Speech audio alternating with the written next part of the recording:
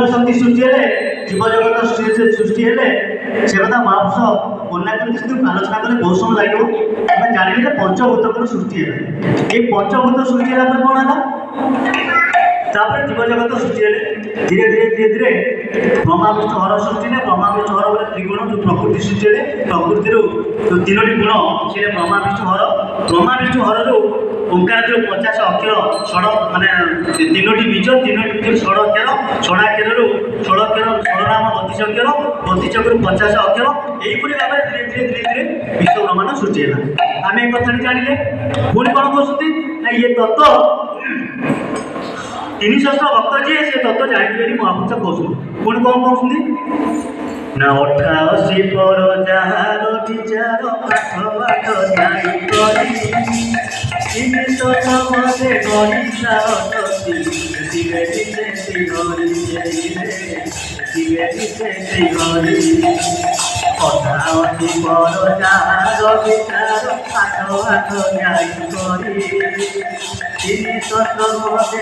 गणिता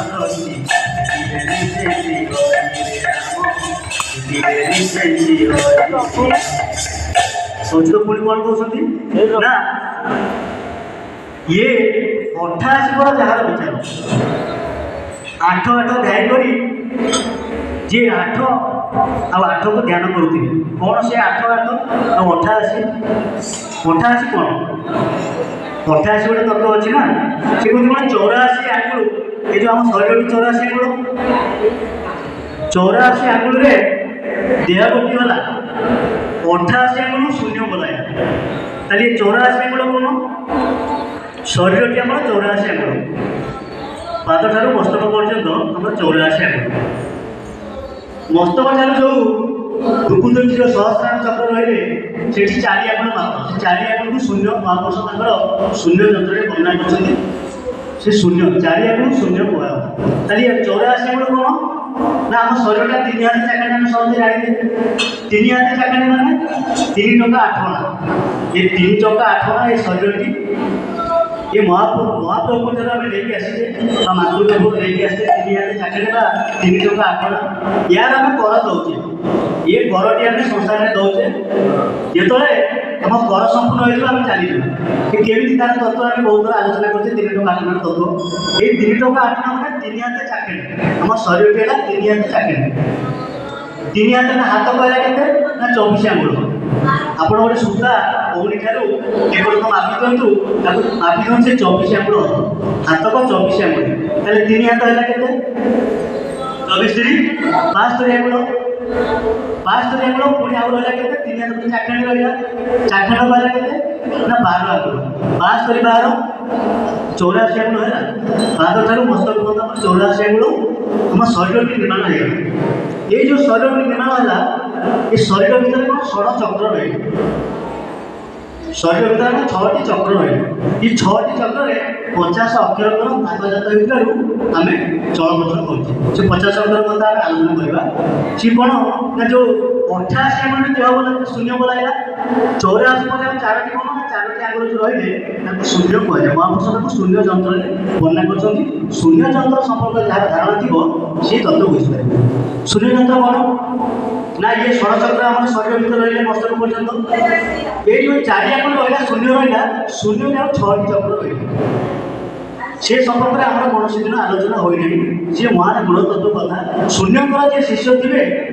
शून्य को भजन करते महान तत्व जानी थे संपर्क ज्ञान थी से 300 भक्त पद स्थान पाए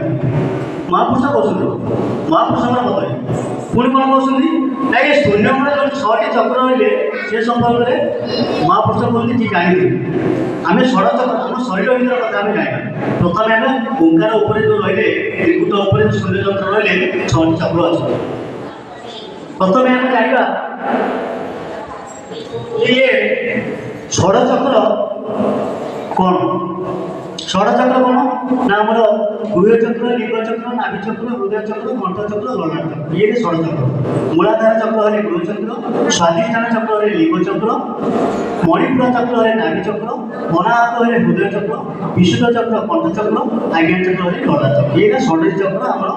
ओंकार पर्यटन त्रिकुट पर्यटन रही ଯେଥିରେ କ'ଣ 50 ଚକ୍ର ବସଣ ଅଛି। 50 ଚକ୍ର କ'ଣ ନା ଗୃହ ଚକ୍ର ଗୋଳାକାର ଚକ୍ରରେ 4ଟି ଅକ୍ଷର ବ ସ ସ ସ। ସ୍ୱାଧିଷ୍ଠାନ ଚକ୍ର ରହିଲେ ବ ଭ ମ ଜ ର ଳ ସେ 6ଟି ଅକ୍ଷର। ନାଭି ଚକ୍ର ରହିଲେ 10 ଅକ୍ଷର ସେ ଡ ଢ ଣ ଦ ଧ ଦ ଧ ନ ପ ଭ। ପୁଣି ହୃଦୟ ଚକ୍ର ରହିଲେ କ ଖ ଗ ଘ ଙ ଚ ଛ ଜ ଝ ଞ ଟ 12ଟି ଅକ୍ଷର। କଣ୍ଠ ଚକ୍ର ରହିଲେ କ'ଣ ନା ଅ ଆ ଇ ଉ ରୁ ରୁ ଲୁ ଲୁ ଏ ଐ ଓಂ ଓ ଅଂ ଅଂ ଅ ଇଏ 16ଟି ଅକ୍ଷର। ଆଉ ଆଜ୍ଞା ଚକ୍ର ଯୋଉ ଲଲାଟ ଚକ୍ର ରହିଲେ 2ଟି ଅକ୍ଷର ହ ଅକ୍ଷର। କେତେରେ 4 6 12 10 16 2 એટલે 50 ଅକ୍ଷର। ତାପରେ 4ଟି ଅକ୍ଷର ଅଛି 54 ଅକ୍ଷର କଥା। 4ଟି ଅକ୍ଷର ଗୀତ ସେ 4ଟି ଅକ୍ଷର ସମ୍ପୂର୍ଣ୍ଣ ଜାଣିବାକୁ ପଡ଼ିବ। ଖାଲି ତ 54 ଅକ୍ଷର ଜାଣିଲେ ହବନି।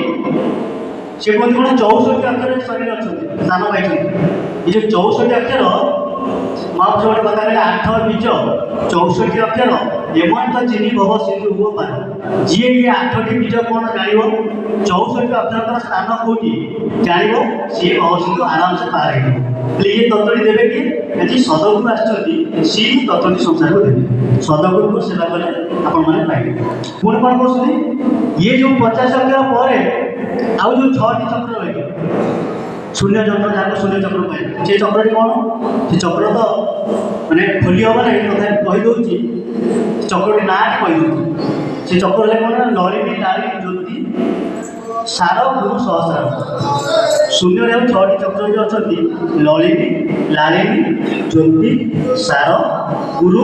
ସାର ସହସ୍ର। ଏଇ ଯେଉଁ 6ଟି ଚକ୍ର ରହିଲେ ଆପଣ ଅଣାକ୍ଷର ତତ୍ତ୍ୱ ଉପରକୁ ଏ ତତ୍ତ୍ୱଟି ଯେତେବେଳେ ଶୂନ୍ୟ ଯନ୍ତ୍ରଟିକୁ ଆପଣ ଦେଖିବେ ଆମେ ବେଳାବେଳି ପଡ଼ୁନି ପ୍ରଥମେ ସ୍ଥାପିତ ଯନ୍ତ୍ର ଅଣାକୃତି ଅଣାକାର ନାଶବିତ ଗକଳିତ ପରିହଂସ ତଦନ୍ତର ରେହନାର ବିନ୍ଦୁ କର୍ମ ଅନାଦି ଅନୁକ୍ରମ ତତ୍ତ୍ୱରେ ନାମ ବ୍ରହ୍ମସ୍ଥ ତତ୍ତ୍ୱରେ କାମ ବିଜୟ ତତ୍ତ୍ୱରେ ପ୍ରଣବଯୁକ୍ତ ଶୂନ୍ୟ ଯନ୍ତ୍ର ସ୍ୱରୂପ। ଇଏ ଯିଏ ପ୍ରକୃତ ଭକ୍ତ ହେଇଥିବ ଏ ଶୂନ୍ୟ ଯନ୍ତ୍ରକୁ ଚିହ୍ନିଥିବ। ଏ ଶୂନ୍ୟ ଯନ୍ତ୍ରରେ 6ଟି ଚକ୍ର ସ୍ଥାନ ଦେଇଛନ୍ତି। ସେ କ'ଣ ସେ ଶୂନ୍ୟ ଯନ୍ତ୍ର ପ୍ରଥମେ ଅନାମରୁ ଆମେ ଥିଲେ ସମସ୍ତେ କିନ୍ତୁ ନାମରେ ଆମେ ଯେତେବେଳେ ମାତୃଗର୍ଭ ଜନ୍ମ ହେଇଗଲେ ଆମେ ସବୁ ଭୁଲିଗଲେ। ସେ ଅନାମ ପ୍ରଥମେ ମାତୃଗର୍ଭ ଯେତେବେଳେ ଥିଲେ ସେ ଅନାମକୁ ଆମେ ଭଜନ କରୁଥିଲେ ଆମ ନିଜ ନାମକୁ ଭଜୁଥିଲେ। ଯେତେବେଳେ ଆମେ ମାତୃଗର୍ଭରୁ ବାହାରି ପଡ଼ିଲେ ଏ ଷଡ଼ ବୈରୀ 25 ପ୍ରକୃତି ଆମକୁ ମାଡ଼ି ବସିଲେ ଆମେ ସେ ନାମଟି ଭୁଲିଗଲେ। ସେଇ ନାମଟି କଳ୍କିରାମ ଆସିକି 40-46 ବର୍ଷ ହେଲା ସଂସାରକୁ ବାଣ୍ଟୁଛନ୍ତି। ସେ କ'ଣ ସେ ନାମ ନିଜ ନାମ କ'ଣ ସେଇ ନିଜ ନାମ ଜାଣିଲେ ବା ଏ ଅଣାକ୍ଷର ତତ୍ତ୍ୱ ଜାଣିଲେ ବର୍ତ୍ତମାନ ଯେଉଁ 12 ବେଳଟି ଆସୁଛି ସେଠି ଆମେ ଏଇ ଯେଉଁ ଯୋଗିନୀ କାତାନି ବଳ ହେବ ଆମେ ରକ୍ଷା ପାଇଯିବା। ତେଣୁ ଆଗକୁ ଭୟଙ୍କର ସମୟ ଆସୁଛି। 26 ଅଙ୍କରୁ ଦେଖନ୍ତୁ କ'ଣ ହେଉଛି ଯେଉଁ ମହାଭାରତ ଯୁଦ୍ଧଟି ଓଳିଏ ଲାଗିଅଛି 26 ଅଙ୍କରୁ